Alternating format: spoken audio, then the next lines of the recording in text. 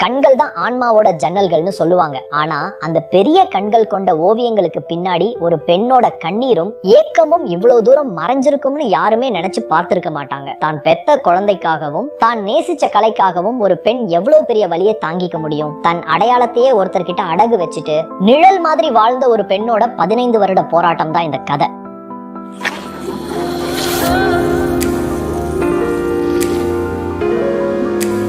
1950களில் San Francisco நகரம் கலைகளுக்கு ரொம்ப பேர் போன இடமா இருந்துச்சு. அந்த ஊர் தெருக்கள்ல மார்கரெட்னு ஒரு அமைதியான சுபாவம் கொண்ட பெண் தன் சின்ன வயசு பொண்ணை கூட்டிக்கிட்டு ஒரு புது வாழ்க்கையை தேடி அலைஞ்சிட்டு இருந்தாங்க. மார்கரெட் வரைகிற ஓவியங்கள் பார்க்கவே கொஞ்சம் விசித்திரமா இருக்கும். அவங்க வரைகிற அந்த பசங்களோட கண்கள் முகத்துல பாதி இடத்தை அடைச்சுக்கிட்டே இருக்கும். ஏன் இவ்வளவு பெரிய கண்கள் அப்படின்னு யாராவது கேட்டா, கண்கள் தான் ஆன்மாவோட ஜன்னல்கள். ஒரு மனுஷனோட உண்மையான துக்கமும் தேடலும் அந்த கண்ணுக்குள்ளதான் ஒளிஞ்சிருக்குன்னு மார்கரெட் ரொம்ப மென்மையா சொல்லுவாங்க. அப்பதான் அவங்க வால்டர் கீன் அப்படிங்கிற ஒருத்தரை சந்திச்சாங்க. வால்டர் எப்படின்னா ஒரு தேர்ந்த மேடை கலைஞன் மாதிரி பேசியே யாரையும் மயக்கிடுவாரு. மார்கரெட்டோட ஓவியங்களை பார்த்ததுமே இதுல நல்லா காசு பார்க்கலாம்னு அவருக்கு புரிஞ்சு போச்சு. மார்கரெட்டோட தனிமையை தனக்கு சாதகமா பயன்படுத்திக்கிட்ட வால்டர் அவங்கள கல்யாணமும் பண்ணிக்கிட்டாரு. ஆனா அந்த திருமணம் தன் வாழ்க்கையில ஒரு பெரிய இருண்ட காலத்தோட ஆரம்பம்னு மார்கரெட்டுக்கு அப்போ தெரியல. கல்யாணத்துக்கு அப்புறம் வால்டர் அந்த ஓவியங்களை விற்க ஆரம்பிச்சாரு. ஒரு முறை ஒரு பார்ல இந்த ஓவியங்களை வச்சப்போ மக்கள் அதை ரொம்ப ஆர்வமா வாங்க வந்தாங்க. ஆனா வால்டர் என்ன பண்ணாருன்னா, அந்த ஓவியங்களுக்கு கீழே இருந்த மார்கரெட்டோட கையெழுத்தை மறைச்சிட்டு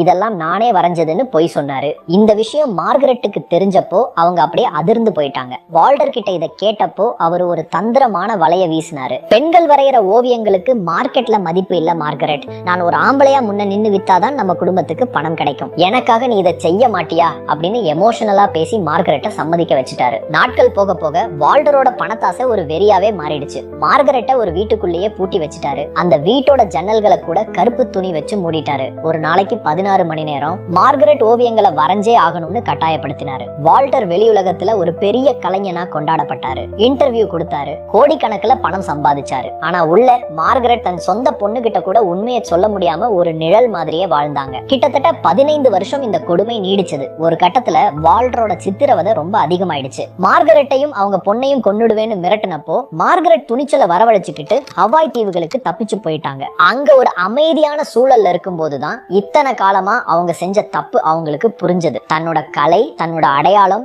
உழைப்பு எல்லாத்தையும் ஒரு பொய்யன் கிட்ட கொடுத்ததை நினைச்சு வருத்தப்பட்டாங்க.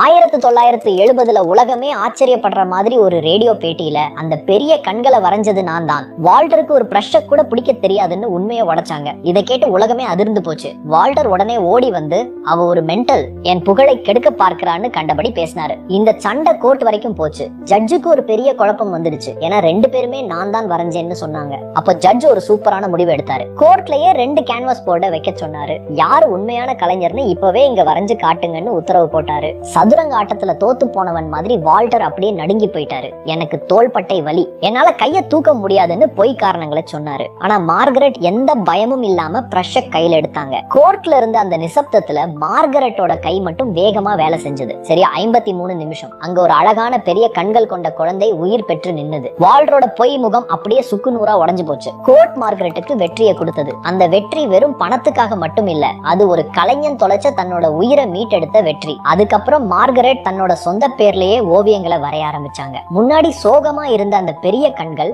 அதுக்கப்புறம் சிரிப்பை காட்ட ஆரம்பிச்சது. ஒரு பெண், ஒரு கலைஞர், ஒரு அம்மான்னு தன்னோட எல்லா அடையாளத்தையும் மீட்டெடுத்த மார்கரெட்டோட கதை இன்னைக்கும் எல்லா கலைஞர்களுக்கும் ஒரு பெரிய பாடமா இருக்கு. இந்த வீடியோ உங்களுக்கு பிடிச்சிருந்துச்சுன்னா வீடியோவை ஒரு லைக் பண்ணிட்டு மறக்காம நம்ம சேனலை சப்ஸ்கிரைப் பண்ணிருங்க. அடுத்து ஒரு இன்ட்ரெஸ்டிங்கான வீடியோல உங்களை வந்து பார்க்குறேன். நன்றி.